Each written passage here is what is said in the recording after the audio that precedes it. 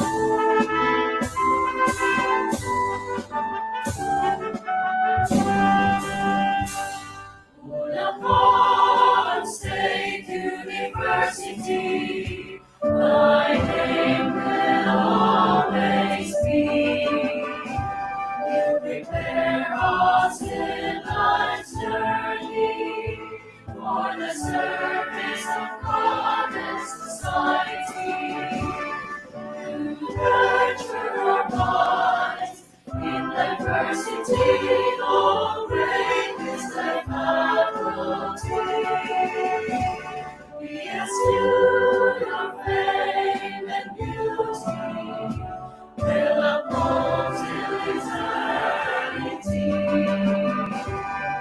Creative thoughts and skillful hands, to us your best gift of time.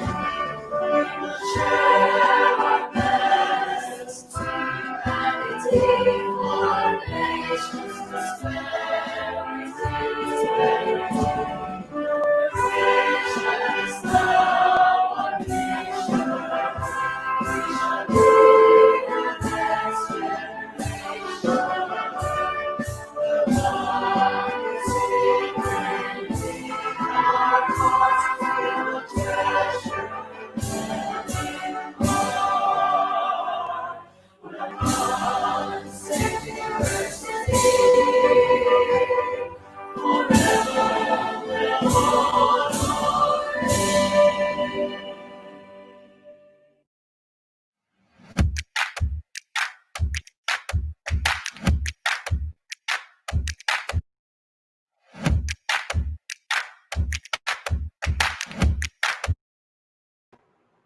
Good afternoon, everyone. Welcome to the webinar entitled PNPKI Towards a New Normal, sponsored by Bulacan State University College of Industrial Technology, which is in partnership with the Department of Information and Communications Technology. Of course, I'd like to acknowledge the provincial head of the DICT Bulacan, Ms. Kathleen Chico, who helped us with this webinar. And of course, allow me also to welcome our attendees, particularly the BOSO community faculty members and non-academic personnel. And we also have other participants coming from different universities, schools, and institutions nationwide. So first, allow me to introduce myself. I'm Dr. Kino Piad, the Dean of BOSO College of Industrial Technology. And I'll be your host and moderator for this 2-hour session of, once again, a webinar entitled PNPKI, or the Philippine National Public Key Infrastructure Towards this New Normal. So just a gentle reminder to everyone. So make sure that you are already registered on the link. So can we have the link? So make sure that you already have registered on this particular link, bit.ly/PNPKI_CIT. And then at the end of the session, we'll be having a question and answer portion will be entertained after the session, this 2-hour session webinar. And then you need to answer the assessment and evaluation form after the webinar for the issuance of your e-certificate. This e-certificate will be given by the Department of Information and Communication Technology. So just a simple note that the assessment and evaluation form will only be available until 5:30 p.m. today. So after the webinar, we'll be showing you the link to ensure that everyone will going to finish this webinar, this 2-hour session. And then after that, after showing you guys the link after our webinar, the evaluation and assessment will just be available until 5:30 p.m. today. And of course, avoid unnecessary and not related to the topic comments. So this, of course, this webinar is streaming worldwide. So you can, I encourage everyone to please share this YouTube live stream link in your Facebook profile para mas marami po makapanood po sa atin. So here is the video link, bit.ly/PNPKI_video. Okay, so at this juncture, to give us an opening remarks, let us welcome our hardworking university president, Dr. Cecilia N. Gascon.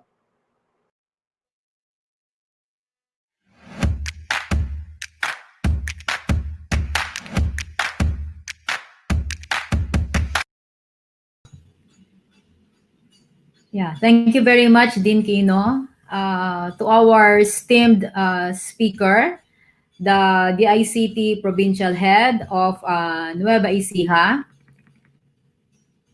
and the PNPKI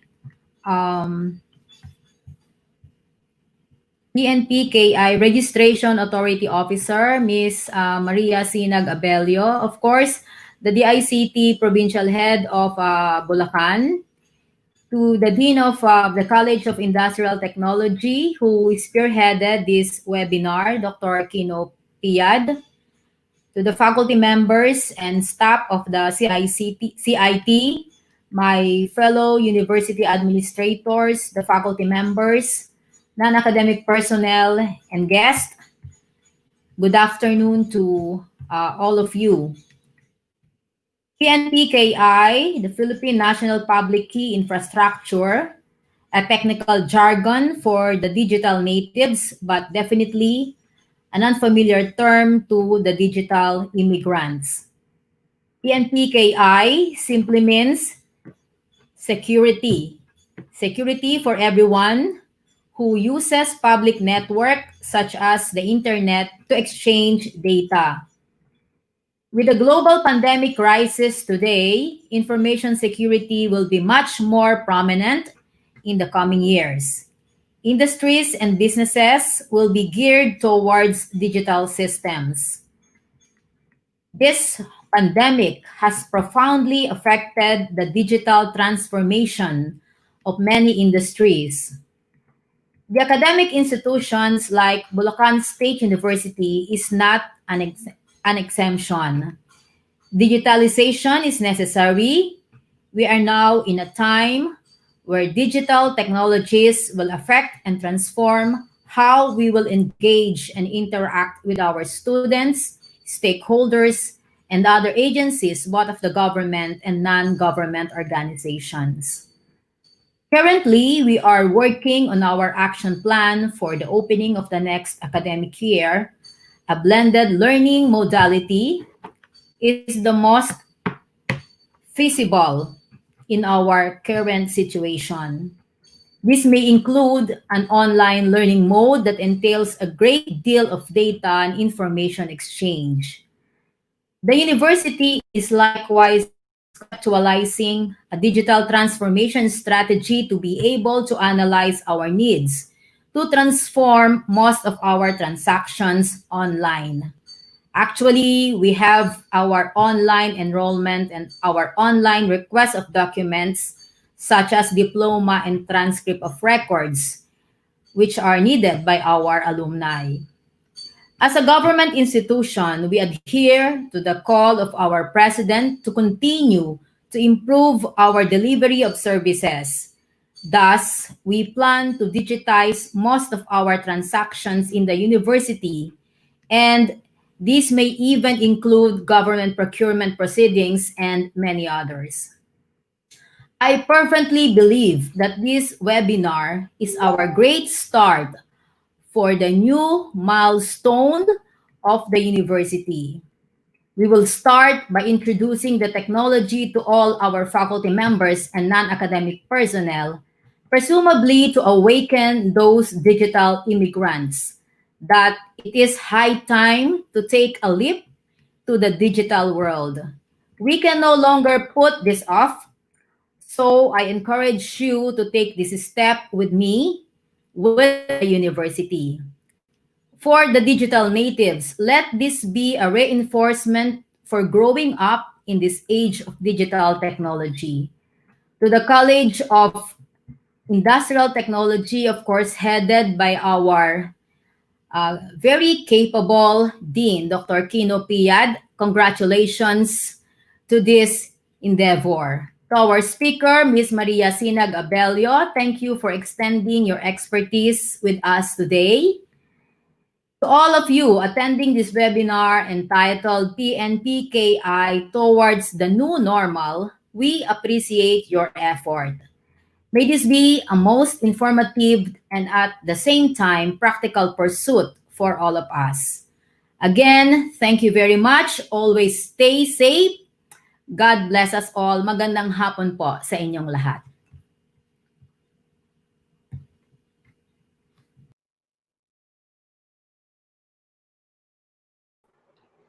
Okay, thank you very much, Dr. Gasgon, for joining us this afternoon, and as always, for continuous motivation to the Bulsu community.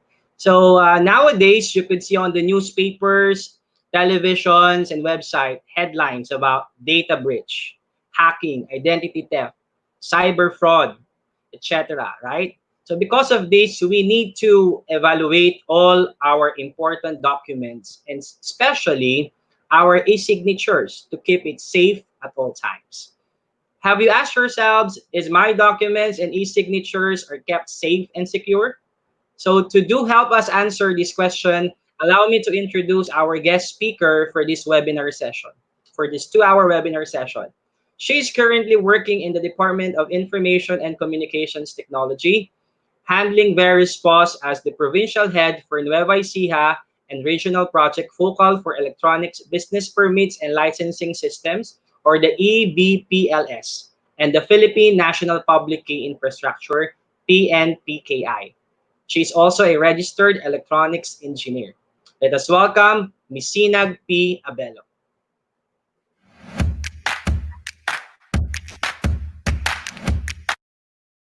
Hello, good afternoon po sa inyong lahat. Good afternoon, President Cecilia Gascon, and also good afternoon to Dean Kino Piad.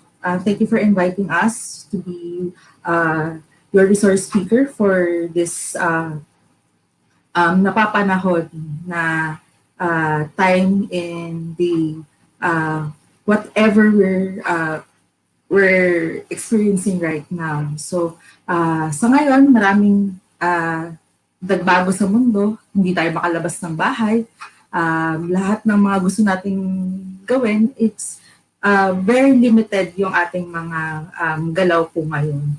So, ganito din sa mga pagpaprocess ng mga documents and transactions in the government. You have a limited time or you have limited resources right now kasi we cannot go to our offices now. Also, the people could not transact with their documents going to the government offices right now. So one of the solution that we had in place is that we wanted to make a secure and safe transaction by using the public key infrastructure. So let me present to you my slides. So,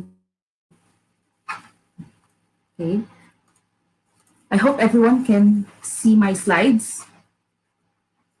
Okay, so there you go. So, okay, so it's more of an introduction. Actually, it's an introduction to PNPKI.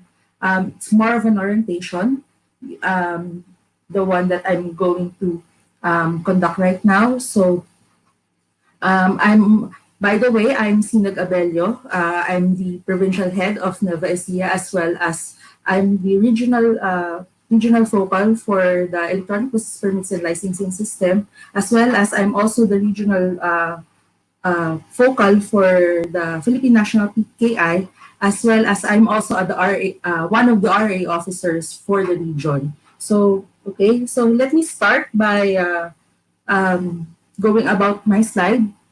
So, sabi nga natin kanina, there are so many clamors ngayon, many news in the media right now na I hope na nakita niyo na rin tong news na to that DICT offers PNPKI to government offices. So it was published by PTV News, published on May 1, 2020, just recently. So, and then we also have some news. It was published on the Philippine Information Agency just recently, May 2.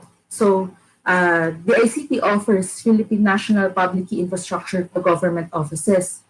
And then also in Philippine Star, they have also published a news na last May 3 na government offices urges to use the ICT service for electronic transactions. And then, but on the earlier part, meron na rin pong pronouncement. It was posted in Business World that the ICT offers the Department of Justice to use its PNPKI digital certificates on their documents and on their own transaction. And also, yung pinaka-recent na na-capture ko na balita about PNPKI is, or the digitization was on Manila Bulletin.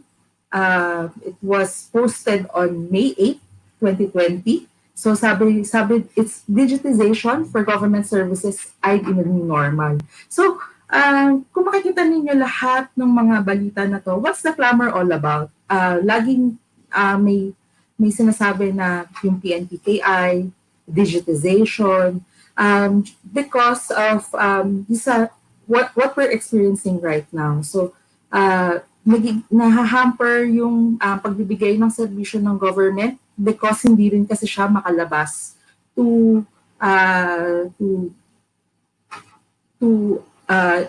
ibigay yung social services na kailangan ng citizens. So one of the example is yun nga, we have to place kailangan maghanda po tayo dun sa mga maaaring digitization na kailangan nating gawin. Kasi hindi pwedeng huminto yung serbisyo sa bayan, serbisyo sa publiko. So, here are the points of discussion for today. So, we will be discussing what is PNPKI, what is public key cryptography, what are the uses of digital certificates and the benefits of PNPKI. Also, when using the PNPKI, there have to be a legal basis. Saan ba siya tinatanggap? Anong mga ahensya? Pwede ko ba siya magamit sa mga transactions ko? So we'll be discussing all of those. And then, if you wanted to apply, we will be giving you the requirements and how do you go about the process right now. Kasi the normal way na mag-apply kayo ng PNPKI or ng digital certificates is you have to go to the nearest DICT office. But sabi nga natin, hindi tayo makalabas. So we have to devise kung paano tayo makaka-go about doon sa ating application. So let me introduce to you our kung saan kami kabilang. So we are the DICT. So we are the primary policy planning and development that kami yung kailangan ng ICT development sa bansa. So under the ICT, we have several bureaus and services, also with the regional office. But for this PNPKI, we are under the Cybersecurity Bureau. So under Cybersecurity Bureau, we have 3 divisions. So the number 1 division is the National Computer Emergency Response Team. And then the CIC, or the Critical Infrastructure Evaluation and Cybersecurity Standards Monitoring, and the Digital Certificate Division, which the Digital Certificate Division, or the DCD, is the one that administrating and the maintaining the PNPKI service. The DCD is also the frontline service din po siya na Cybersecurity Bureau and the ICT. So the PNPKI team nationwide is composed of 9 teams. So we have a team in NCR. We have 3 teams in Luzon. We have 2 teams in Visayas, and we have 3 teams in Mindanao. So under the regional office of Luzon Cluster 2, we have two regions. So ang region na hinahawakan po namin is Central Luzon, Region 3, and the Calabarzon region, which is Region 3-4A. So all of the PNPK applications from these provinces goes to the PNPKI team for Luzon Cluster 2. So kung under Bulacan, Sa Luzon, Cluster 2 po tayo mag-a-apply. So, okay. So, let me present to you some of the issues kung ano ba yung, bakit ba tayo kailangan mag-in place ng mga securities natin sa mga transactions and documents natin. So, number one issue, siguro hindi naman kaila sa atin to, na there are too many steps in transacting with the government. So sabi nga natin, I'm also handling the electronic business permits and licensing system. So we're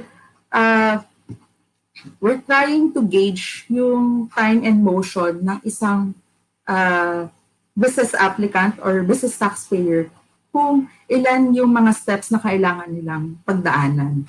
Now, according to sa mga research natin together with the DILG-LGA, yung pinakamaraming steps na kailangang pagdaanan ng isang business taxpayer is 48 steps, and it will entail him 15 to 16 days para makakuha ng business permit.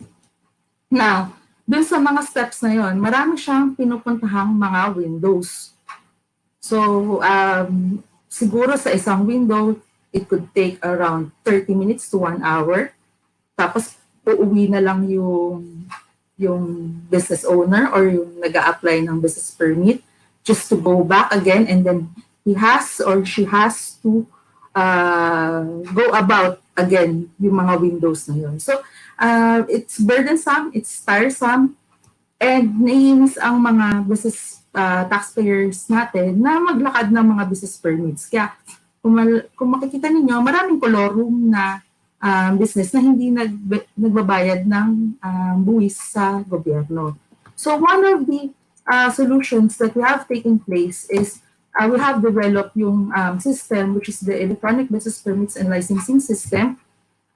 This is accordance to the ease of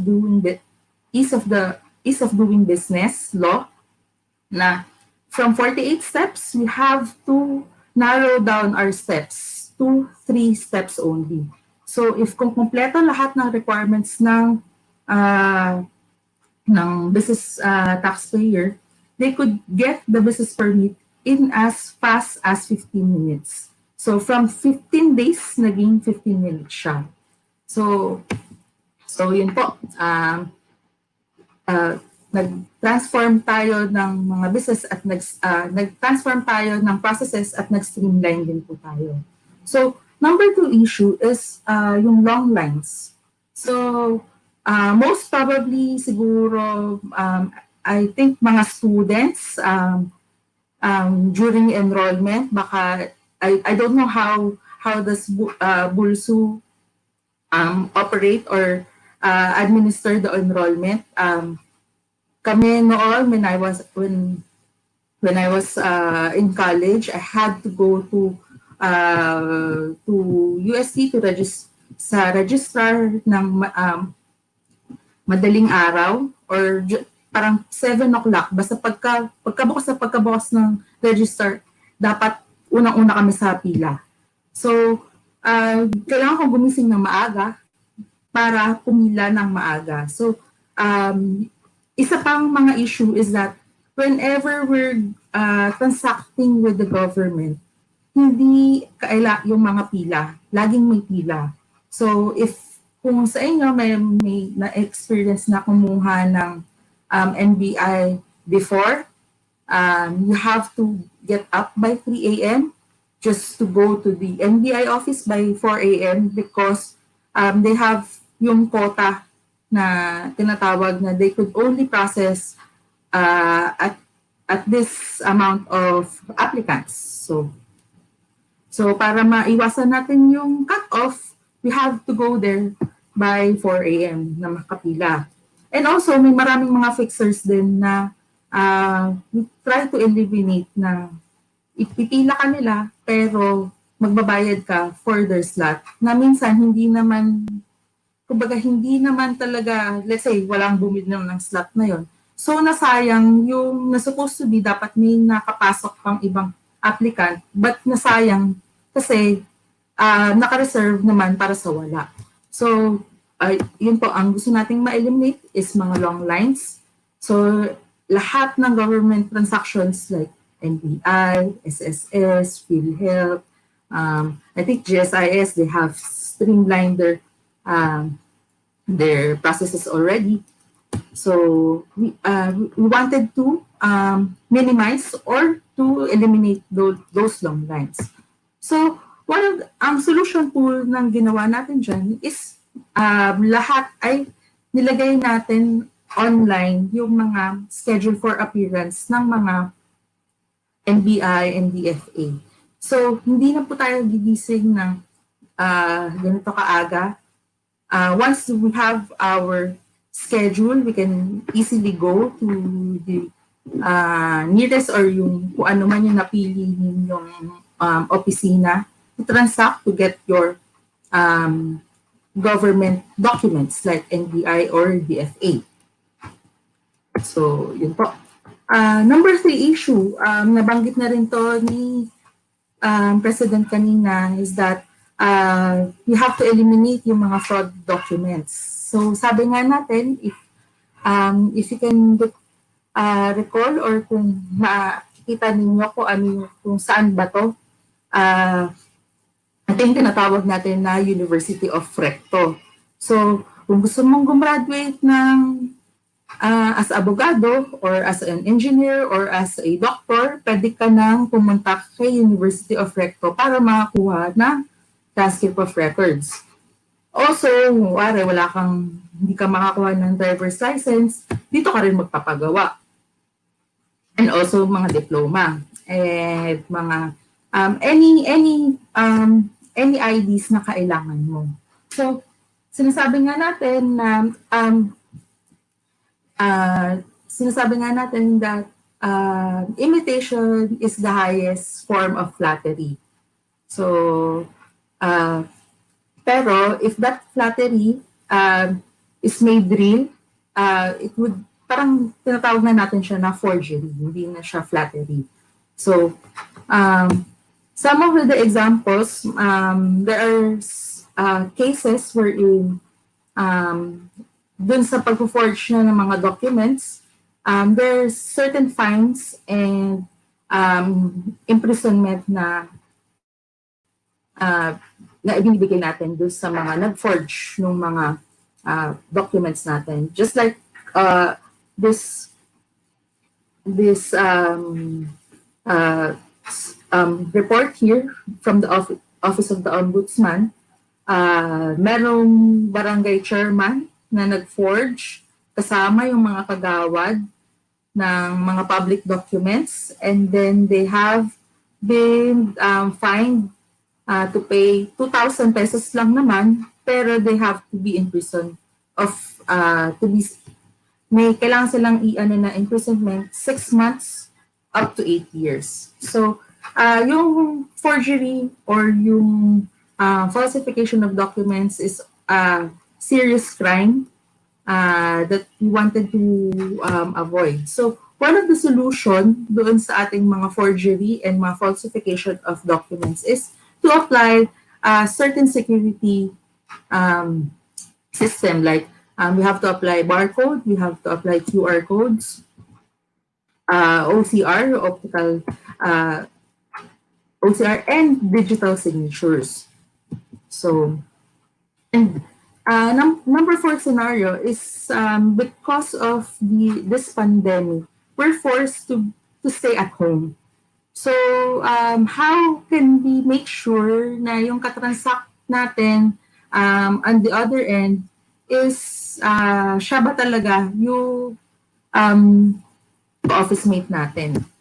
So, DICT has issued the Department Circular number 006 to provide secure digital certificates to the public, not only in the ICT or in NGAs or in state universities, but to the public if they wanted to apply for the digital certificates. Okay. So moving on, dun sa ating presentation, sabi nga natin, what is PNPKI? So, PNPKI, it's just a branding ng DICT. It's stands for Philippine National Public Key Infrastructure. So, what do we mean by public key infrastructure? Parang meron nag-apply siya ng cryptography features, technology. There are two keys na inaano natin, ini-issue natin dun sa applicant or dun sa user, which is yung public key and private key. But I'm going to discuss this later on, but I wanted to show you the video, what is public key infrastructure all about. So, can you play the video now?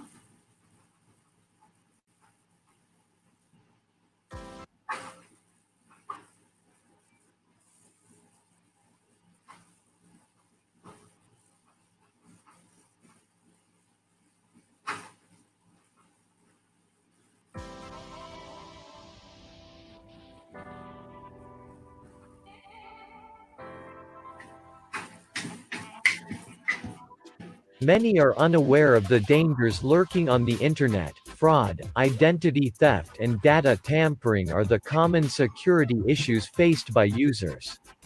As government agencies increasingly shift their services online, the need to address these issues and provide mechanisms for a safe, time-efficient, and cost-efficient online services and assistance to the public also increases. To attain a higher level of security for online transactions, the DICT Cybersecurity Bureau is implementing a Public Key Infrastructure or PKI. It is the key for digital security. It uses state-of-the-art cryptography and digital certificates for digital signing and encryption. These two components are the primary instruments of PKI that ensures identification and authentication of users of applications. PKI uses both public and private keys. One key locks and the other unlocks. Imagine a set of lockers at a public pool. One key, a public key, is given to the customer to lock a compartment. To prevent the customer from forgetting to return the key after use, the locker can only be opened with a master key. The private key, which is held by the owner. The digital keys work hand in hand to ensure digital security. The public key is used to encrypt the file while the private key is used to decrypt it, and only the right digital certificate can open the information encrypted with PKI. Digital signing. When a user with a PKI token digitally signs a document or email, the intended recipient can be assured that the information within that document was created by the person whom the message was from and that it is safe to open. Encryption.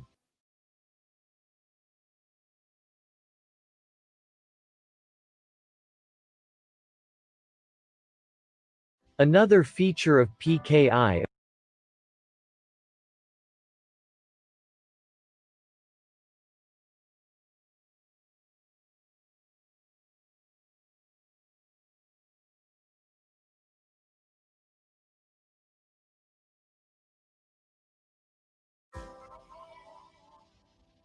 of government online services. Digital certificates play a major role in the application and verification process. The information within the digital certificate can be used to ensure that a transaction is being done by the right person. Traditionally, when transacting with the government, one has to physically appear and present a valid ID to confirm one's identity. With online transactions, there is no need to go to the government office and present a valid ID. Your PKI is your online valid ID. With citizens being able to transact with the government online, there is no need to go to government offices and spend so much time in long queues, saving them time, effort, and expenses with these services. PKI enabled, the public can now trust online transactions. How to get a digital certificate. Digital certificates are created by a trusted certificate authority. As mandated by law, the root certificate authority will be the Department of Information and Communications Technology. This means that all digital certificates will come from DICT. The citizens and the government employees can get their PKI tokens at Certified Registration Authorities or RAs. Initially RAs, as defined by the project, will be the 4 agencies implementing the Unified Multi-Purpose ID or UMID. SSS, GSIS, Full Health and PAG-EB. Other RAs will be identified later. With PKI, the goals of achieving secured networks and online data exchange will be achieved.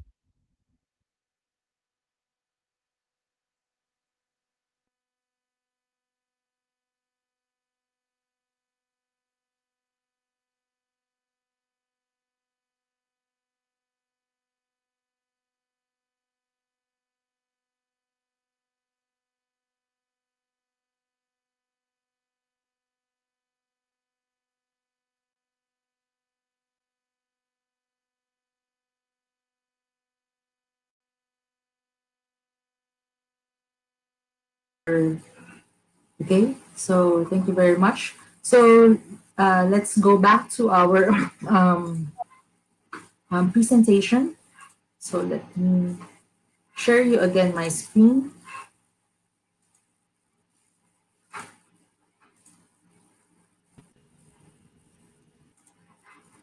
Okay. All right. So,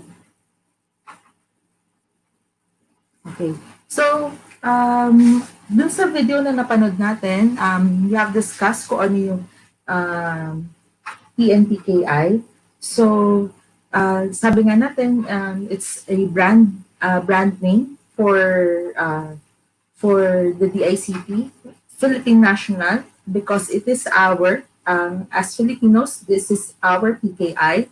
So P is because there are documents meant to be shared with the public. Key because we have the same keys to secure our important belongings. Infrastructures, just like the basic physical and organization structure and facility. So it's needed for the operation of any society or enterprise. So to be able to have a reliable and trusted transaction online, systems must be able to identify the parties that they are transacting or communicating with. So using PKI, digital certificates provide authoritative way to prove the parties on an online transaction as who are they say they are. So, punta po tayo dun sa mga basic terms ng PKI. So, sabi nga natin, PKI is a system of processes, technologies, and policies that allows us to encrypt and sign data. Just like the normal way of signing a document. So, sinasign natin siya. Pero kasi sa data, hindi natin siya masign. So, this is the technology that how can we sign and how can we prove that we are, kung sino ba yung sinasabi natin na yung identity natin. So, the purpose of this, sabi nga natin kanina, is to secure electronic transactions of information through a range of network activities such as e-commerce, internet banking, and confidential email. So, some of the, ngayon, kasi we have, lahat tayo gumagamit ng internet. So, we have insecure networks na pinapadaan natin yung ating data, pinapadaan natin yung mga transactions, pinapadaan natin yung mga confidential documents natin. So, it enables us enables the risk to properly manage so that electronic transactions can be performed in an open and secure network. So there are several ways on how can we secure our networks. One of them is, let's say, bili tayo ng, or mag-subscribe tayo ng VPN or ng SSL.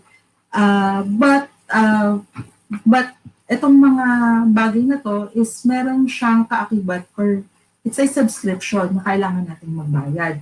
So how can we go about na hindi natin masyadong tayong bibili ng mga subscription like just yung VPN. So ito yung one of the cheapest way to secure our documents. So the PKI has two main components. Sabi nga natin, it applies the cryptography and then the digital certificates. Dalawa siyang application natin. Neither yung isa hindi, pwedeng mag-stand alone yung isa, pero just to make sure or to validate yung sinasabi nating tao, we have to use both technologies po na yan. So, pahapyaw lang din po kung ano po yung cryptography. So, the cryptos is derived from, cryptography is derived from the Greek word cryptos.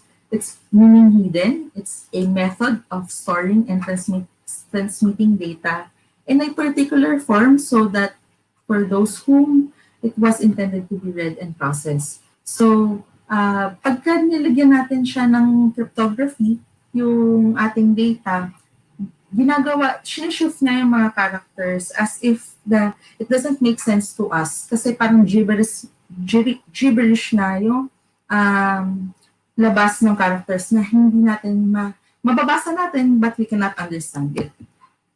And the cryptography, hindi ito hula-hula yung cryptography na hinulaan ko lang na pagka ganito yung sinabi niya, ito yung equivalent niya. No, hindi siya. So, it uses mathematical science to encrypt and decrypt the data.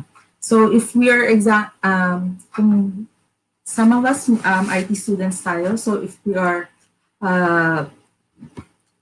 are familiar do sa mga siguro mga maliliit na problem na may character shift, let's say 10 shift, mga ganon. So, may mga algorithms tayo na in place doon sa ating PKI na yun po. And then, it enables us to store sensitive information or transmit it across unsecured networks. So, like the internet, maraming lurkers dyan sa internet na sometimes ini-intercept natin yung mga message from dun sa intended recipient natin. Okay.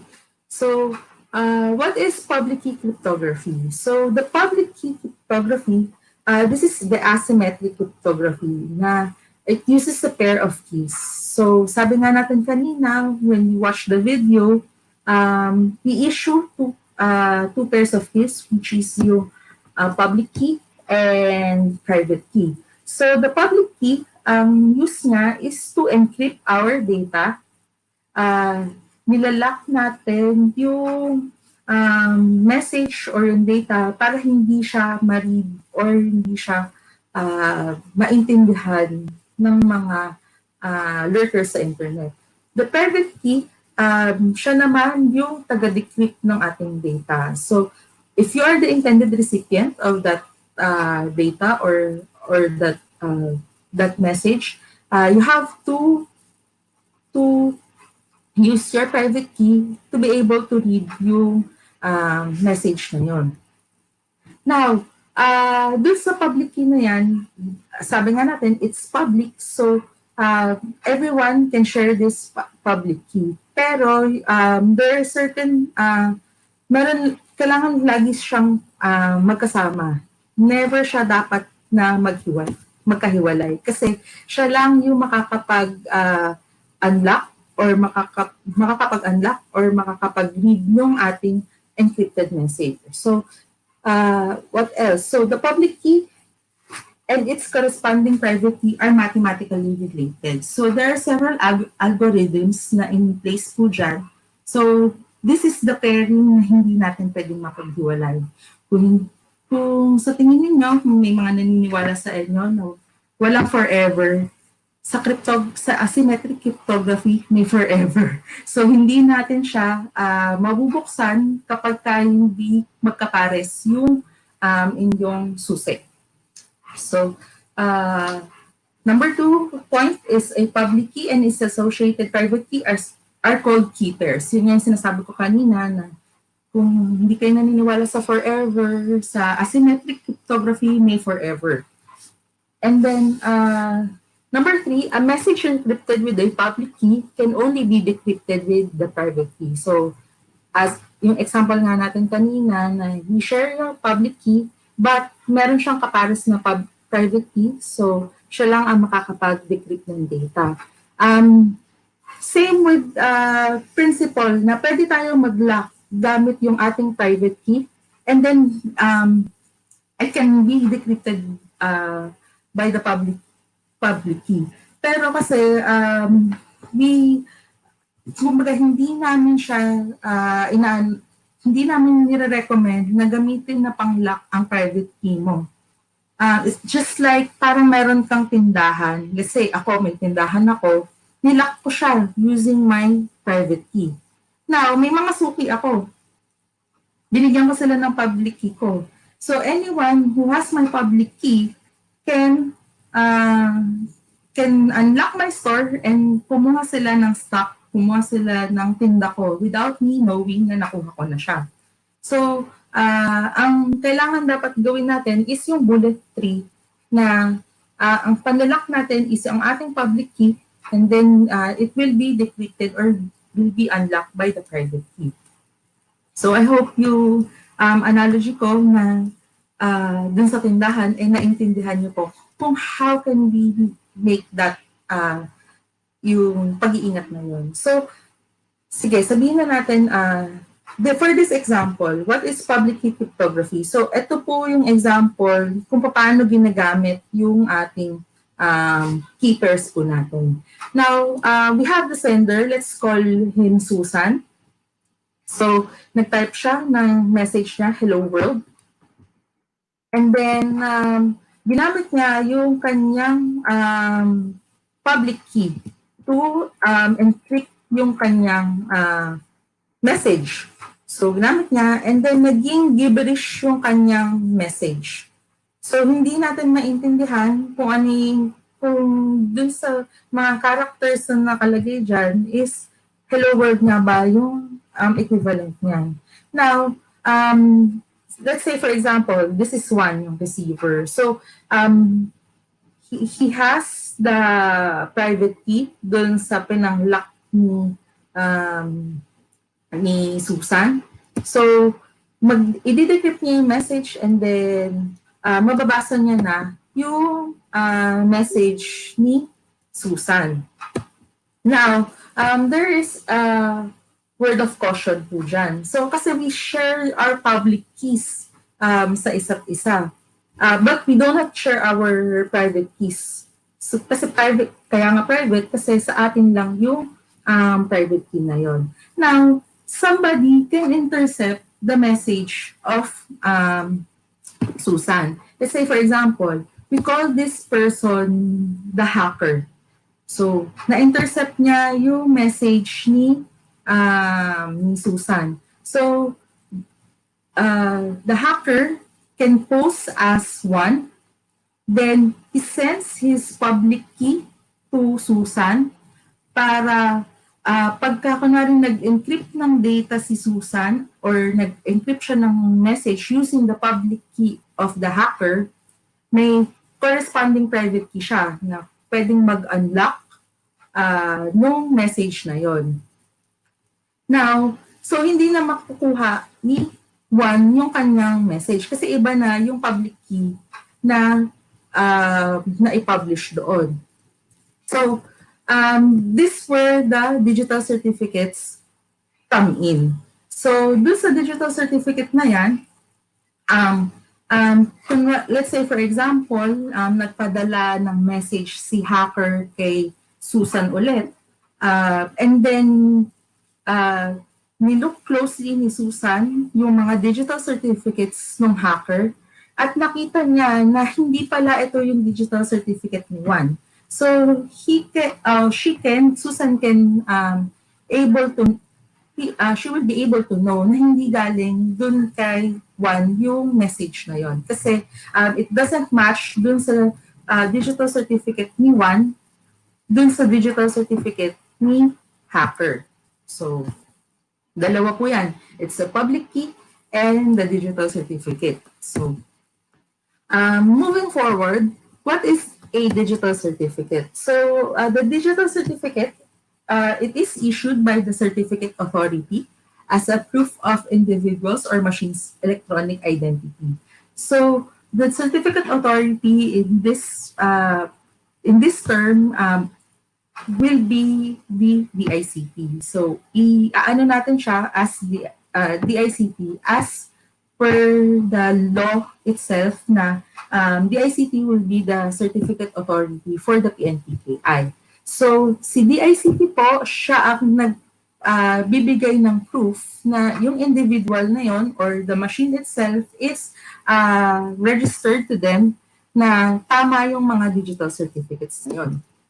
So, the digital certificate is an electronic passport that allows a person or a computer or the organization to exchange information securely over the internet. So, meron na tayo, kumbaga sa mga machines natin, we have our fingerprint, and then binigyan pa ni DICT ng ID siya.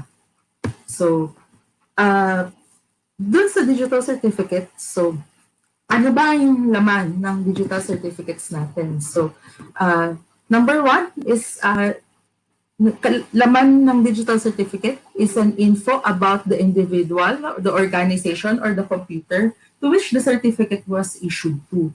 So, let's say, ako si DICT, pinatunayan ko, binigyan ko siya ng digital certificate, yung person na yan. Let's say, for example, si Juan kanina. Binigyan ko siya ng digital certificate. Nakalagay doon sa digital certificate na inisyo ko kay Juan yung digital certificate na yun. Number two, info about the CA who issued the certificate. The CA is me, the DICT. So, nakalagay din doon na I am the certificate authority na nag-issue ng certificate na yun. And then, also, there is an expiration to our digital certificates. So, nilagay din doon kung kailan siya na-issue and kailan yung expiration niya. The serial number of the certificate and the certificate holder's public key. So, kasi sabi nga natin, the public key is meant to be shared to the public and other certificate information. So, let me show you an example of what is a digital certificate looks like, no? So, sabi nga natin kanina, it is issued to, let's say, this is my digital certificate. It was issued to me, Maria Sinat Palomar Abello. What is my organization? So, I'm working for Department of Information and Communications Technology. My organizational unit, I belong to the Luzon Regional Office, Regional Operations Office, Luzon Cluster 2. And then may serial number. So, syempre, hindi ko napapakita po sa inyo yung serial number. And then, makikita din natin is issued by the Gov Authentication CA. So, sino ba yung Gov Authentication CA na to? The organization is the DOST. Previously, kasi, the ICT is only about 4 years old. Yes, 4 years old. We were going to 5 years old. So when we crafted this, the EO 810, so we are still under the DOST. DOST, we are an attached agency of the DOST. So dati kaming DOST ICT office. Then RA 10844 came in. So as the law states, the DOST ito will be the DICT. So kaya DOST pa rin ang nakalagay dyan. But we're trying to baguhin na lahat yung mga yung organization na yan. And sabi nga natin kanina, nakikita din natin kung kailan siya in-issue and kailan siya mag-expire. So, with my certificate, it was issued recently, just this March 2020. But I've renewed it na. So, nag-renew ako noong March 2020 and then it will expire on 2022. So, our digital certificates has 2 years validity. And also the fingerprints, these is the public keys na in place doon sa ating digital certificate. Now, there are several types of digital certificates that DICT provides. So one of the example, and I'll be stressing this, yung individual certificates. So these certificates natin, it's for the authentication and the signing certificate. So we issue for digital certificates for authentication and signing. So kung makikita ninyo rito, if we take a closer look on our digital certificates, it was issued to me. What is my organization? So I belong to ROO Luzon Cluster 2, issued by the Gov Signing CA. Earlier, nakita natin it's the authentication certificate. Now, this certificate, my example of certificate now is the Gov Signing. So it was issued by the DOST, but this is DICT na. And it's valid from 2 years. So it's March 2020 and then valid to March 2022. And then makikita natin dito because we have ito yung signing digital certificate natin, may nakalagay na intended usage doon. So I'll explain further what is non-repudiation later on. So, okay. So there are also types of certificates. We also issue agency certificates. So for some of our brokers, they use the agency certificates to authenticate their documents. We also issue the SSL certificates. So, siguro most of us alam na natin na para malaman natin yung isang website na binivisit natin, there should always be an S and then meron lock doon sa ating website na binivisit. And then this is an example of the SSL certificate na pina-provide. So it was issued to the ICT. Sino ang nag-issue ng certificate na yon? So the certificate is issued by this CA. So CA to ng root ng I think sa ibang bansa ito. And then there is also a validity of the certificate itself. So, moving forward, what is PKI used for? So sabi naman natin, given all those scenarios that I've mentioned earlier, na there are frauds, there are long lines, there are work from home arrangements nowadays. So it provides us the mechanism to trust online relationship.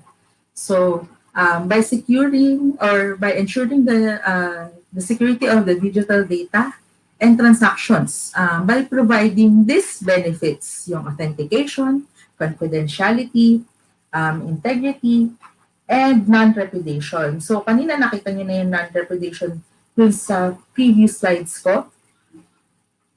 So, okay, moving forward.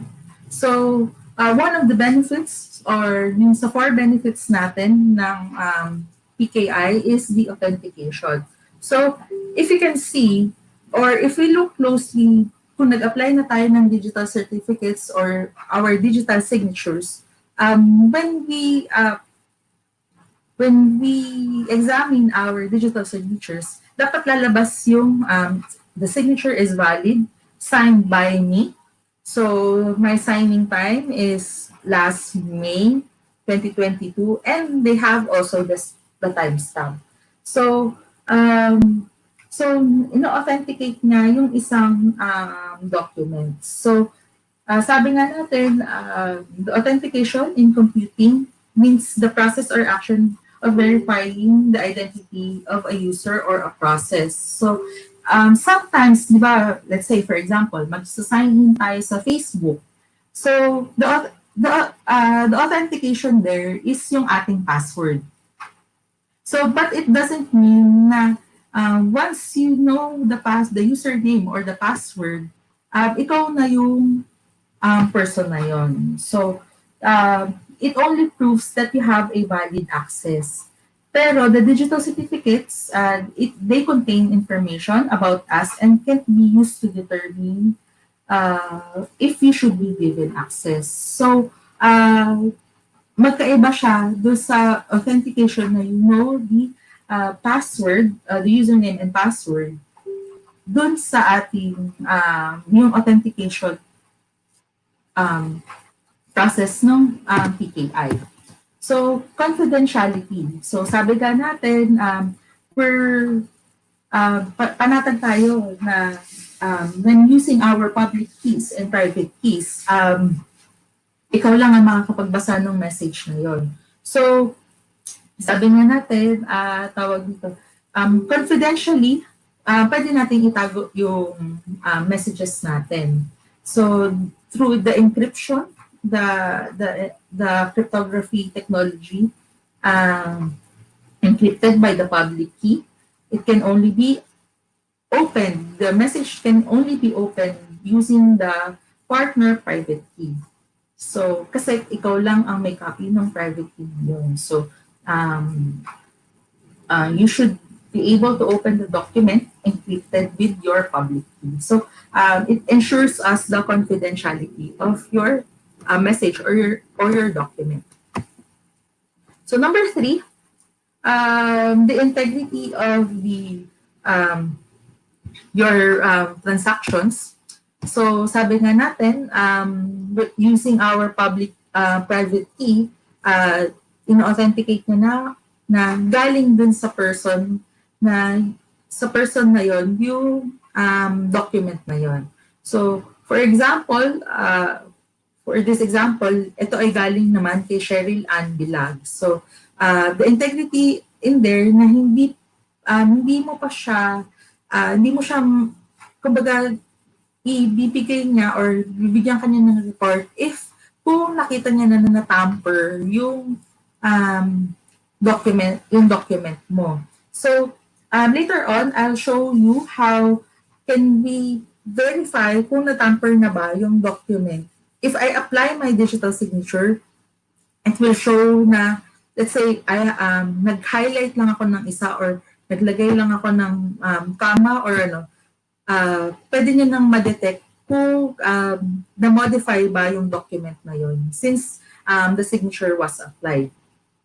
So, also, dun sa emails, they could also be digitally signed emails. So, integrity, it means that knowing the document has been tampered or still in the original state. So, it is impossible to tamper with digitally signed documents, and then changes on the digital signed documents will remove the digital signature. So, later on, papakita ko po yung example po niyan.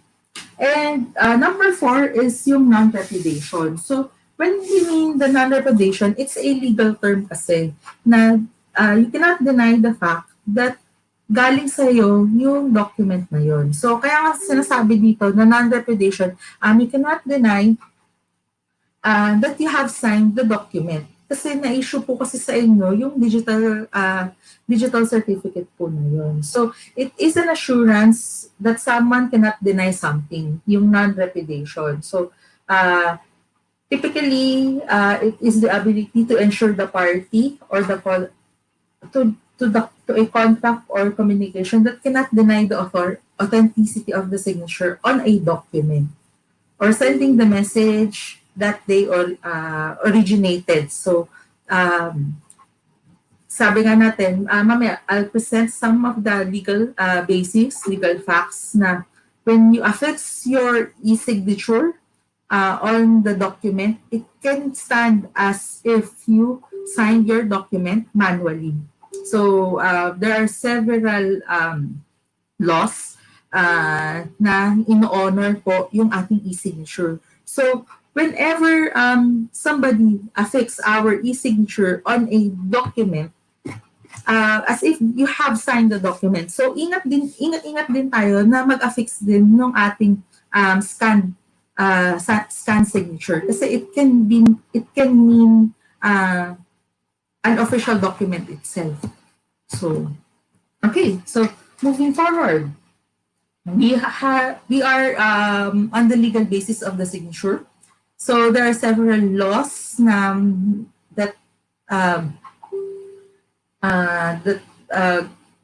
go about with our PNPKI. So one of this is yung Electronic Commerce Act of 2000, the RA 8792. So sabi nga dito, there are legal recognition of electronic documents. So let's say, for example, you have a letter that,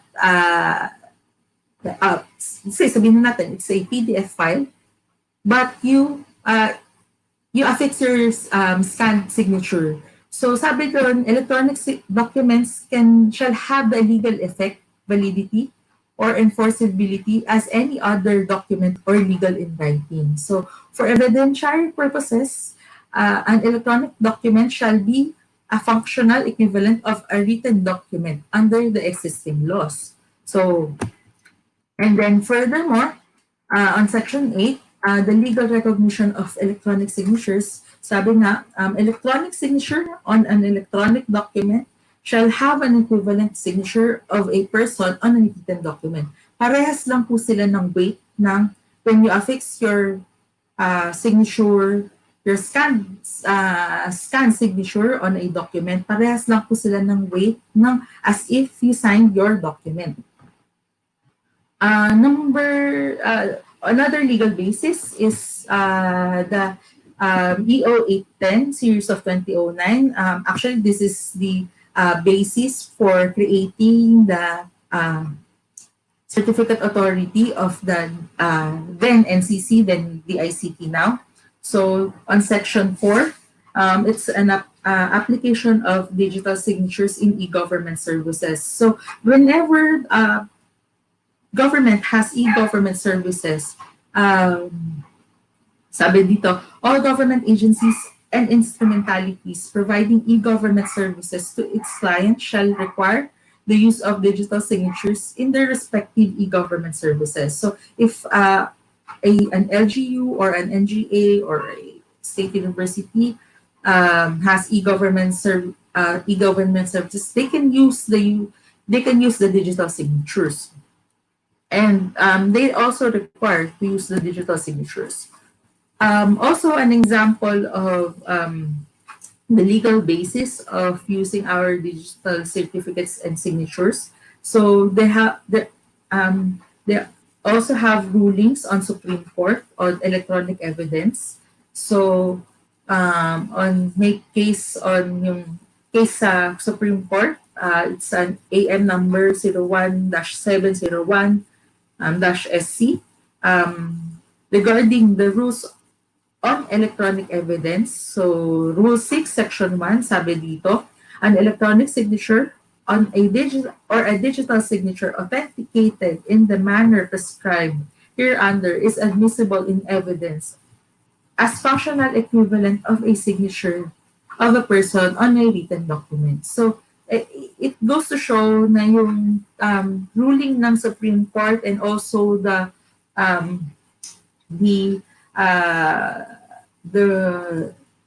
rules in RA, the E-Commerce Act, they go about.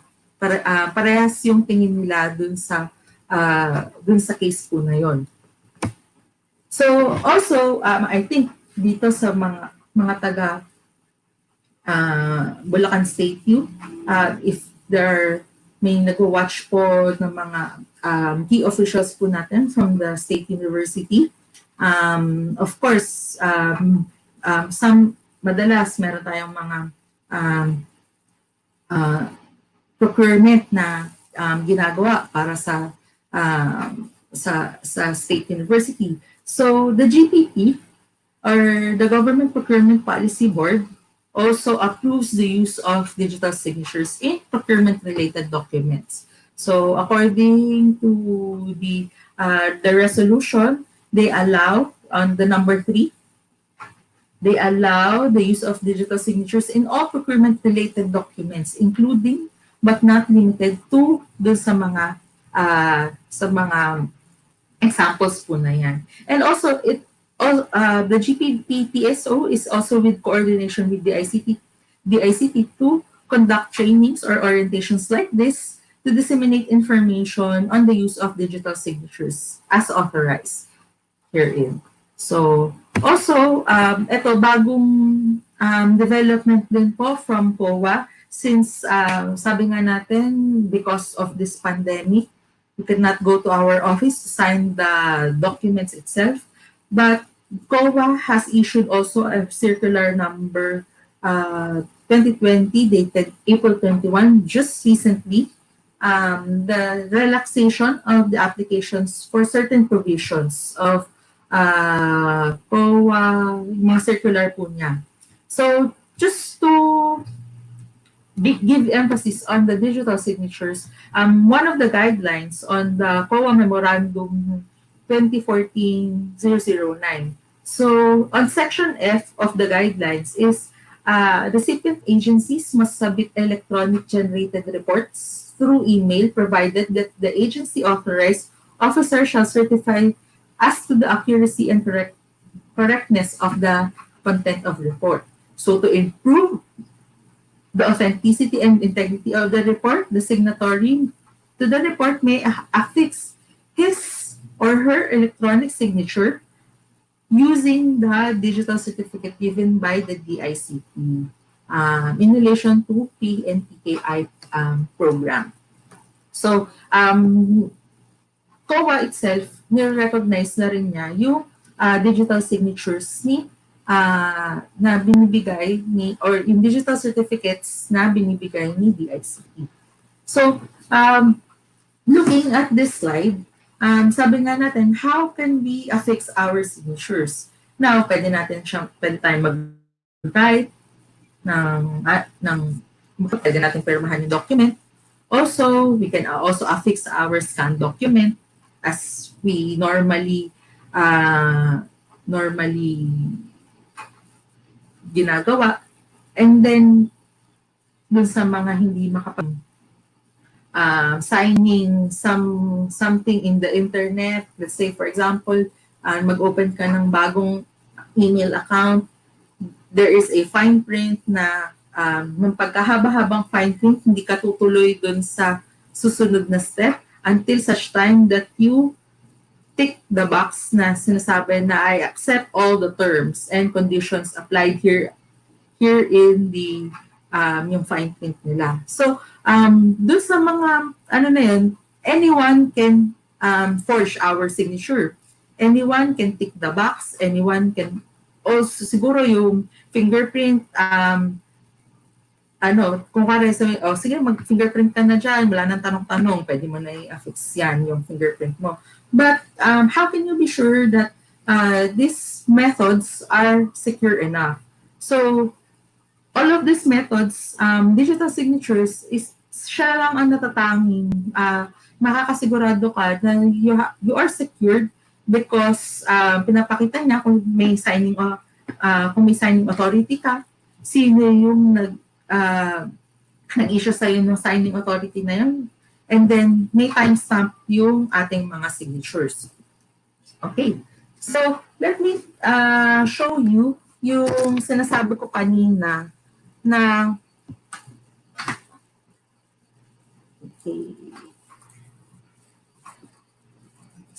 I'll stop sharing this PowerPoint and then let's see. And then I'll share to you my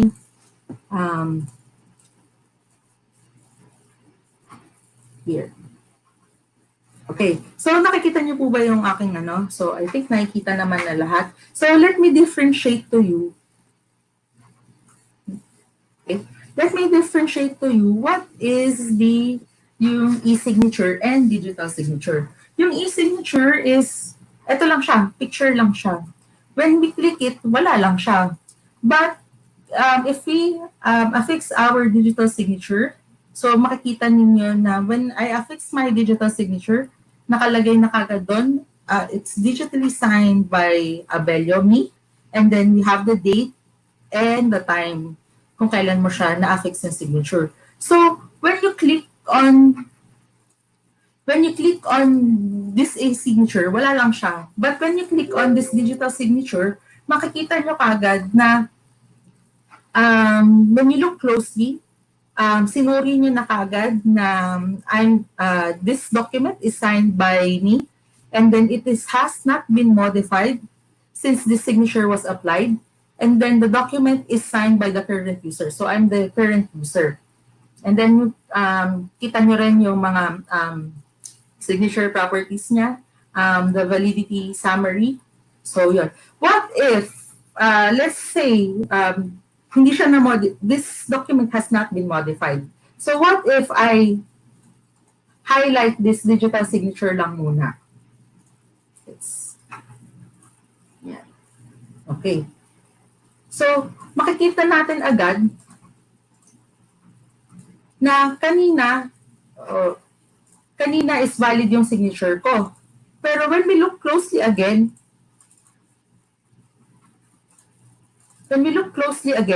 kanina valid yung signature ko. Now, hinhighlight ko lang yung word na digital signature. Sabi, the signature is valid. It's signed by me. But the revision of the document was covered by the signature, has not been altered. However, there have been some subsequent changes to the document. So, nag-highlight lang ako pero na-detect niya na kagad na meron ng changes dun sa document, which is hin-highlight ko nga siya. So, let's see the signature properties. So, okay. And then sabi dito sa taas, it's signed and all signatures are valid, but with unsigned changes. So I didn't sign for this change. I've signed for the change dun sa walang highlight. So makikita mo na agad-agad. And then makikita mo yung revision ng kung ano yung pinirmahan ni at that time nung hindi ko pa siya hina-highlight. So, yun po yung parang a small demonstration of the how does digital signatures work. Okay, so let me go back again to my slides. Okay. So the traditional workflow, so I think hindi naman kaila sa atin to lahat na when we do our documents, we create our documents and then we print it. Then we route it or we sign the document, or if kung maraming approvals, we route the document hanggang sa mapasahid hanggang dun sa pinaka-last na magsasign. And then we scan the document again and then we have to share it. Let's say for example, through email or through posting, ganon. So, yan yung traditional workflow na madaming dinadaanan or maraming process or maraming steps na pinagdadaanan yung ating document natin. But when applying our digital signatures, we create the document. But if, let's say for example, this document has been routed for review and for approval, if merong hindi nag-approve, they can easily get back to this kung sino man yung nag-create na, please take these changes, paki-incorporate dito. And then Until such time, we apply our digital signatures and then we share our work or our document. So this entails us less paper. And then also the digital signings has also its financial benefits. It also reduces the cost of paper, ink, and printer. Although hindi natin siya ma-eliminate, but we can minimize yung mga cost ng paper, paper, ink, and printer. It also reduces the cost of manpower, time, in servicing forms. Some of us, there are several agencies or companies na they hire certain people to liaise their documents. Sila yung nagpapaikot, sila yung nagpa-process nito. So it can reduce the cost of manpower and the manpower time in servicing these forms and these documents. Also, it reduces cost of transportation, handling, freight, postage, courier services, and traffic and custom delays. So in our office, I'm also the assigned provincial head of Nueva Ecija. Cite ko lang yung example na whenever the due date yung 15 and 30, kailangan namin magpadala, lalo na yung sa mga contract of service namin, mga personnel, they have to send their DTR sa regional office before the 15th or the 30th day of the month. So dapat yung kanilang DTR is nandun na sa desk ni magpa-process ng salary ng 15th and 30. So pag hindi nakarating yung DTR nila doon, hindi sila kasama sa payroll for that cut-off period. So, ang ginagawa namin nun is that we sign our DTR and then pupunta pa kami sa nearest courier services, whether LBC or JRS, para merong next day delivery. So, imagine the effort that going to the courier services and the time na kailangan expect yung courier services nila. Sometimes the courier services pupunta sila sa hapon. So pag hindi umabot yon, hindi mapoprocess din yung mga DTRs ng mga personnels namin. So it entails too much time para lang mag-process ng document. But now when na nag-apply kami ng aming mga digital signatures, easily, let's say at the very first hour in the morning of the 15th, i-email na lang namin si timekeeper na siya yung magpa-process ng salaries ng mga personnel po namin. So it reduces yung maraming steps. It also reduces the cost of delays in signing. So sabi ko nga kanina, I've mentioned before, yung delay ng pag-send lang ng mga through the courier services. So it also reduces the cost of delays in signing. It also reduces the cost of maintaining physical storage and archiving. So siguro hindi rin, if sa atin hindi rin kaila sa atin yung maraming pinatagong mga documents sa opisina, lalo na if you're from the government na tambak-tambak yung mga documents natin. It also reduces the cost of fraud, encoding errors, tampering. As I've demonstrated earlier, yung tampering na iwasan na din po natin. And dun sa modification of signed documents. We have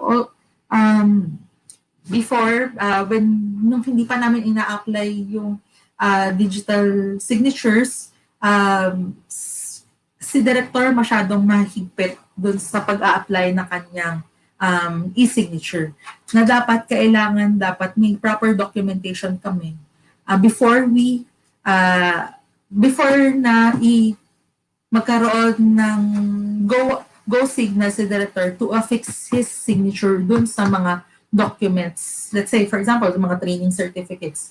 Mahigpit si director dyan. Kailangan dapat may record kami kung sino yung mga inafixan niya or ina-fix na namin ng kanyang digital ng kanyang electronic signature, yung e-signature.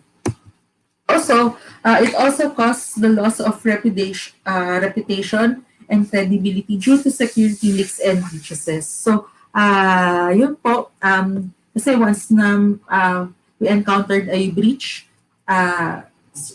certain time, effort, money will be poured dun sa activity na yon just to contain those breach. So it will reduce the cost of security leaks and breaches. Okay, so moving forward, these are the PNPKI partners. We have partnered with the SEC, the Securities and Exchange Commission, for the agency certificates. On those online transactions, some of the brokers will affix their digital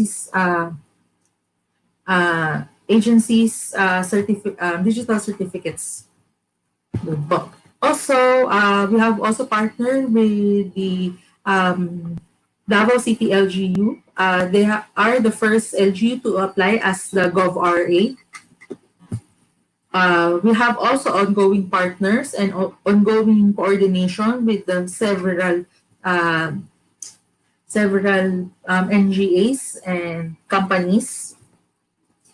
So siguro ang i-highlight ko na lang po dito is we have coordinated and also partner with the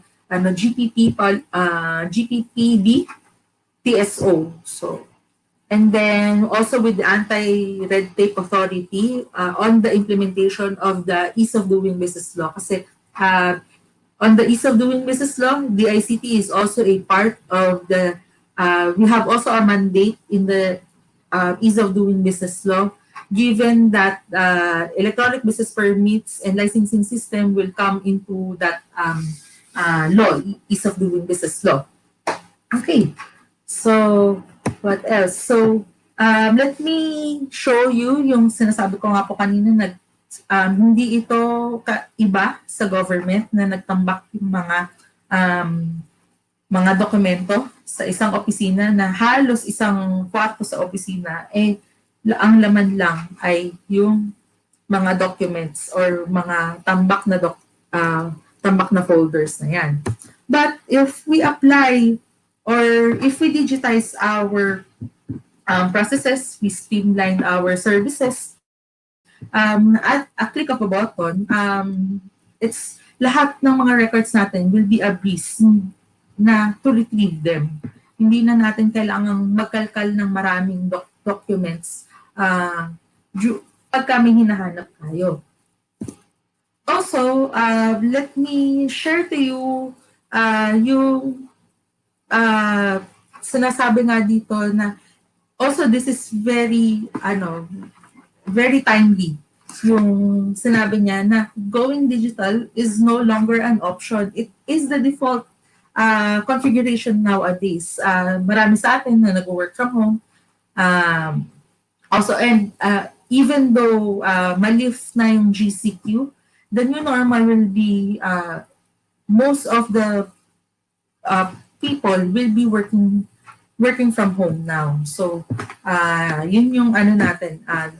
Going digital is no longer an option. It is the default option now. Hindi na nga siya option.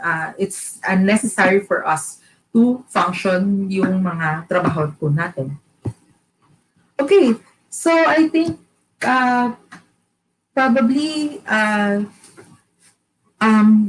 some of us parang baka they're interested in applying for the digital certificates of the DICT. Can we play the video now on how to apply for the digital certificates?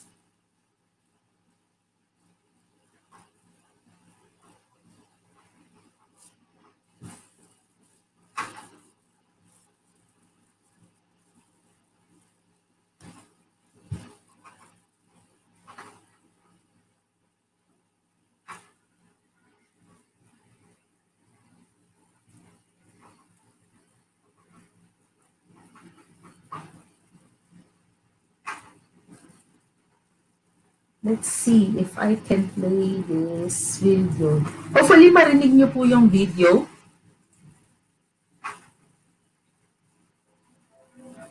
Philippine National PKI.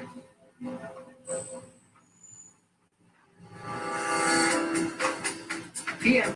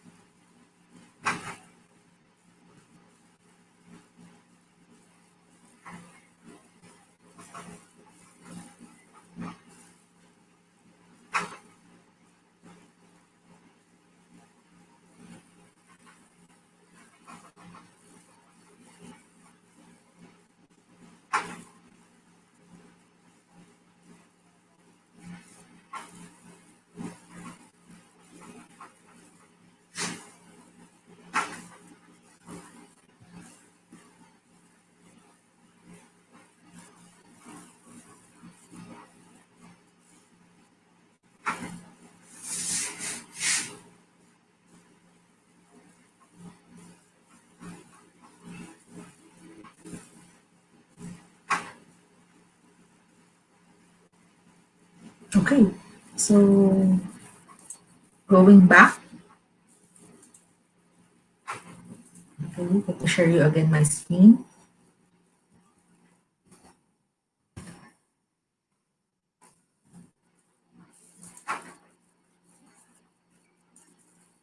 Okay. So, okay, so how to apply? May video naman po tayo. If you're interested in applying for the PNPKI service, you can send us a message with your application and your requirements through the info.pnpki.gov.ph, or also you can email us at yung lc2.support.pnpki@dict.gov.ph. So, I think I've covered all dun sa yung mga points of discussion natin earlier. So, thank you very much for enabling us to present or to share our knowledge in about dito sa PNPKI. So, to that, thank you very much po and good afternoon po. All right. Thank you very much, Ma'am Sinag, for a very informative webinar session and for enlightening us on the use of this PNPKI. So I believe our Bulso community is very excited to apply for this digital signature. But before that, Ma'am Sinag, can we have like a question and answer portion? Baka po may mga members viewers po tayo dito. By the way, sa ngayon po, we do have around 440 plus viewers at this moment. Thank you for tuning with us. If you do have question, please type your question on the comment box on your below this particular link so that we could be able to ask our guest speaker if you do have some questions. Okay? So mamaya mamibigay po tayo ng jacket para pala ko si Kuya Will dito. Maganda pala dito. Right? Shout out ko lang po si Miss Jeneline Anyag. Ito nagpapa-shoutout po sa akin. So bigyan natin ng jacket at 5K yan. Jeneline Anyag from CICT. Ayan. May question lang nito, ma'am. Isang question po. Yung daw po bang digital signature, is this accepted daw po sa mga bangko? Sa ngayon, sir, we're still engaging with the land bank and with other banks. But for the development with land bank, nag-a-apply na rin sila ng digital certificate sa amin. So siguro they're crafting their policies on how they could serve yung, or how can they transact with the digital signatures. So it's a welcome development from the Land Bank of the Philippines na they're applying na to us digital signatures. So probably siguro hintayin na lang natin. They're still crafting their policies. All right. Thank you very much, ma'am. Other question po dito, ma'am. Is there a fee when applying for personal digital certificate? From Harris No. de la Cruz. Free po siya. The digital certificate is not for, wala kaming tinatanggap na bayad, it's for free. Ang ano lang po namin is when you apply for the digital certificate, make sure that you are 18 years old and above. Kasi sometimes may mga documents tayo na transactions na need to sign by an adult. Hindi siya kailangan minor. So 18 above can apply for the digital certificate. As well as if you have, kung papasok tayo sa requirements like may IDs tayo, may valid IDs, you can apply for the digital certificate from the ICT. Okay. Of course, kaya rin po nag-initiate po ang CIT to have this particular webinar. Unang-una kasi po libre yung digital signature. So might as well avail po ng Bulso community. We'll be having a talk po with President Gascon para we could apply yung mga employees po ng BSU Bulso for this particular digital signature. Actually, we are now in coordination with the provincial head of DICT Bulacan, CAT, right? So, meron kami kasi set na mga deadlines para dun sa mga schedule pala. We're setting a schedule ngayon para isi-set natin kung kailan yung mga deadline of applications, yung mga requirements. Magbababa po siguro kami through President Gascon. We will be having a meeting with her para ma-cascade po to sa buong Bulso community. And then, kasi I think meron to Ma'am Sinag na mga, as you mentioned a while ago, aside from the requirements natin. Ano nga po pala ulit, Ma'am, yung mga requirements po natin when applying? Requirements are yung duly accomplished application form. They could download the application form dun sa DICT website. 2 valid IDs, but we're most preferably ID na tinatanggap namin is yung UMID ID or passport or birth certificate. So if dun sa tatlong IDs na yon, if kung wala dun sa preferred IDs namin, you can give us additional IDs like driver's license, PRC license, what else, yung mga kahit company ID, sir. Okay. So, guys, please take note of those yung mga requirements natin, particularly yung mga binanggit ni Ms. Sinag na mga valid ID na acceptable po ng DICT. And then right after that, I believe, meron pa yung mga scheduled na since hindi tayo pwede ng personal appearance ngayon para to validate. So, magkakaroon, I think, na parang mga is either video conference po ba, ma'am? Or like yes. Okay. We'll assign each individual will be assigned an RA officer to conduct yung online verification po natin. If we have yung applications natin in place na, we'll review it and then we'll send it to the RA officer na magko-conduct po ng online verification po. Alright. So, siguro, as kanina po, nag-uusap kami ni Provincial Head ng DICT Bulacan. Ang plano namin po for BSU is that magkakaroon tayo ng deadline of application. So, magsiset tayo ng deadline in coordination with President Gascon. And after that, magkakaroon ng schedule. So, lahat ng mga nag-submit, magkakaroon ng schedule for yung online verification. It's either per siguro baka mauna muna yung Bulso Administrative Council kasi sila yung mas nangangailangan sa ngayon ng digital signature as well yun sa members ng Bids and Awards Committee ng BSU. And after that siguro magkakaroon tayo ng per college and per campuses na schedule para mas organize tayo kasi para mas streamline din natin yung application para buong Bulso community na i-schedule natin. So rest assured po na we will work on this one through of course through our beloved President, Dr. Gascon. And then may mga question pa po dito ilan, ma'am. From Sir, by the way, I'd like to acknowledge Sir JM Calison. Siya po yung ating technical person behind this webinar. Siya po ang nasa back-end po natin sa ngayon. I think mayroon po. Yes, I think Sir JM, may question si Dean Sherwin.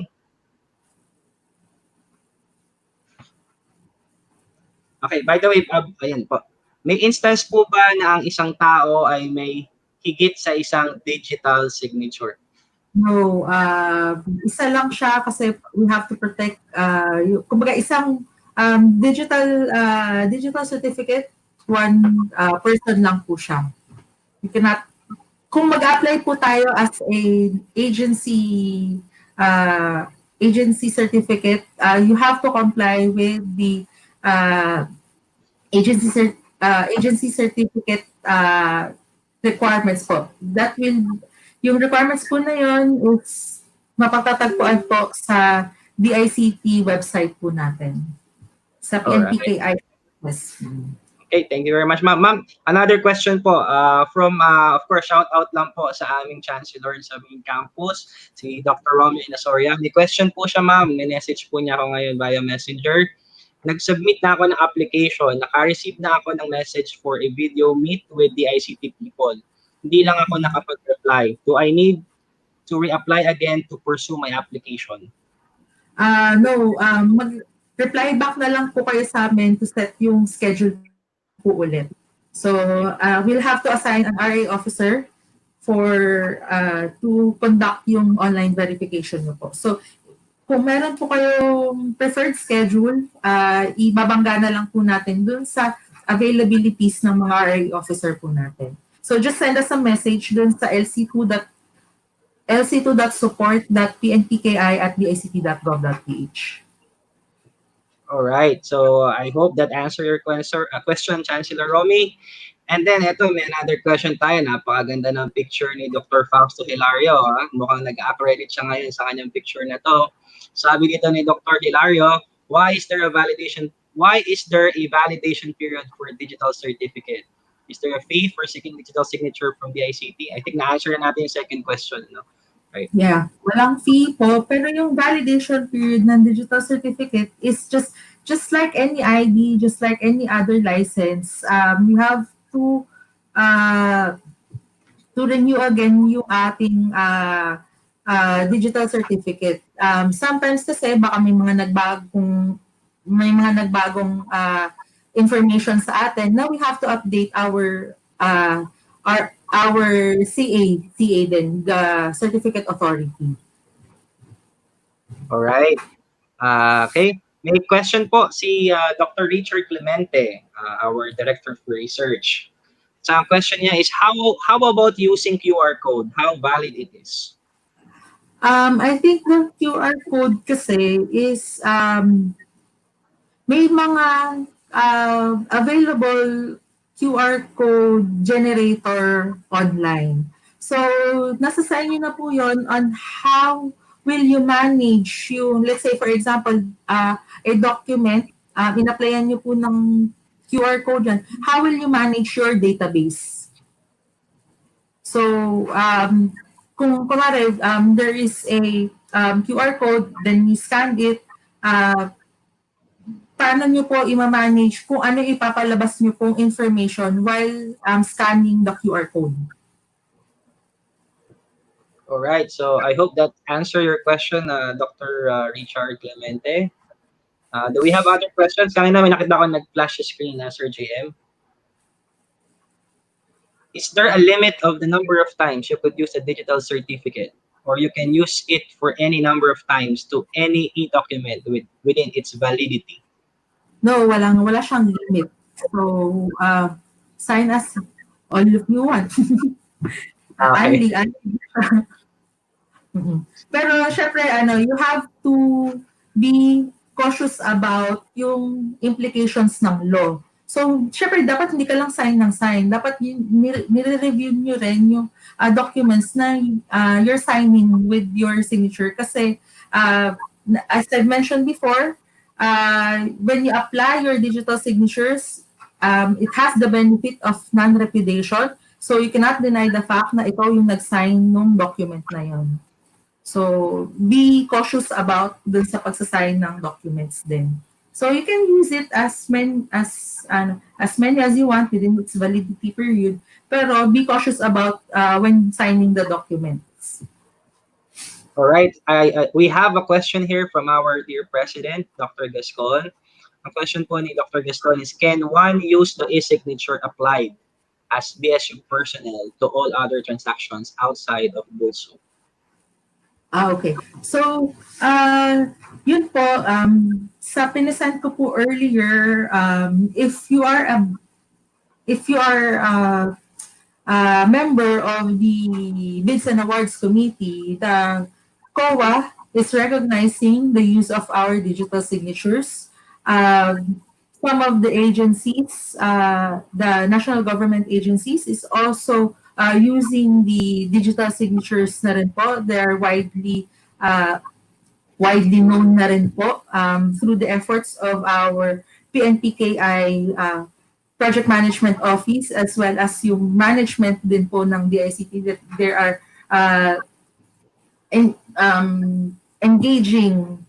continuously engaging with the national government agencies to use the digital signatures and digital certificates. So most likely, hopefully in the future, sana hindi magtagal, everybody will be using yung PNPKI natin. So nandun na po tayo sa stage na unti-unti nire-recognize na po yung use ng digital certificates po natin. All right. So thank you very much. I think may question pa po ulit tayo, a follow-up question from Dr. Hilario. Fausto Hilario, why is there a 2-year validity for the digital certificate? What is the logic behind it? Yun po. Kasi kapag ka meron pong, let's say, tawag dito, just like any other licenses na you have to renew your license. Let's say, for example, your driver's license, they have the 3-year validity. Right now, they have a 5-year validity. Kasi on ICT side naman din, it's the technology itself is mabilis siyang magbago. So we have to we have to make our systems also compliant dun sa mga new standards na nagte-take in place din po. So kaya we'll have a 2-year validity. Alright. Actually, marami pa tayong questions dito, ma'am. Okay lang, ma'am, mga 2 questions pa more? No problem, sir. Kasi may question about the security, kasi you have mentioned about cryptography a while ago. How can you be assured that the process is hack-free? Cryptography alone is not enough. Lots of black and white hackers all around willing to strike anytime, anywhere. Another question from Sir Fausto Hilario. Since this, when we roll out this PNPKI, it's since 2014, it has not been hacked yung PNPKI service po natin. So, I hope, sana po nandito rin si Assistant Regional Director namin to assure you yung security po ng PNPKI po natin. So, yun lang ang masasabi ko. Since 2014, when it was rolled out, hindi pa po siya na-hack. Alright. So, safe gamitin yung ating pong PNPKI natin. Another question po from Sir Rom Mercado. Can I still modify my e-signature after its approval for use? Sorry sir, ano po ulit yan? Question from Sir Rom Mercado. Dr. Rom Mercado, can I still modify my e-signature after its approval for use? How can I still modify my e-signature after its approval for use? If I get yung question correctly, is it affixing your signature on the document itself? Baka possible baka po yun yung perspective po ni Dr. Mercado. Okay. So, when you download the Adobe Reader Acrobat, so this is a PDF reader, maglagay lang, when you affix your signature, meron pong option po doon na ipapakita nyo po yung signature ninyo or yung text nyo lang doon sa yung text nyo lang, let's say for example, pangalan nyo lang po ipapakita ninyo. Pero once you click yung digital signature po kanina, mababalidate na rin po siya na sinign nyo po siya. So, kung pabago-bago po yung signature nyo po, pwede nyo po mapalitan yung signature po nyo. Pero, apply lang din natin yung digital certificate na in-issue po sa inyo. I hope I get the question correctly. Okay po. Another question from Miss Cristina Vicencio. How can we validate the authenticity of the digital signature if the document is sent via email by other person? Is there a software designed for digital signature validation? Okay, so what are we using right now is yung Thunderbird. Meron kasi siyang option for encryption and decryption. So, once let's say you use your digital certificate for encryption and yung digital signing, you have to send your certificate or your email dun sa intended recipient ninyo. Para once na, let's say, mag-email kayo at tinik ninyo yung box ng for encrypt this message, nag-share na kasi kayo ng public key. So, sabi ko nga, when you share your public key, meron siyang corresponding private key. So, kayo lang ang makakabasa ng encrypted message ninyo yun. And then, sabi ko kanina, hand yung cryptography plus yung digital certificates po natin. So, you'll be making sure na yung IDs is galing dun sa from intended recipient or dun sa sender na you're making sure na galing sa kanya yun kasi naka-sign, may signature na siya doon. Alright. So ma'am, yung question lang po ulit ni Dr. Ron Mercado, ang mini-mention po pala niya ma'am is the actual signature. For example po ay nagpalit siya ng pirma. Yes, okay. Marami halimbawa sa bangko ma'am, iba-iba yung pirma niya kada isang bangko. Could it go the same process for seeking the agency's approval? No, you can change yung pirma niyo po. Let's say, nag-scan kayo ng another, what do you call this, yung specimen ng signature. Just save it, and then merong option doon na kung ano yung signature or yung picture na pwede nyo doon. Alright, so, Sir JM, approval na. Basta when we issue the digital certificate, may validity po siya. Kailangan nila i-configure yung signature copies nyo po. Signature specimen. Alright. So, I guess that's it. Medyo madami pa questions, ma'am, pero that only shows that ito, mayroon pa palang another question from Dr. Gascon. Can one use the signature applied? Ano yata ito kanina? Nasagot na rin yata kanina. I think let me add lang po, I think for the internal processes, you can use your digital signatures na within the Bulso community. So, if I get the question correctly, pwede naman po na you have, let's create a policy na we're recognizing the use of digital signatures. All right. So once again, thank you very much, Sinag, for joining us with this webinar session.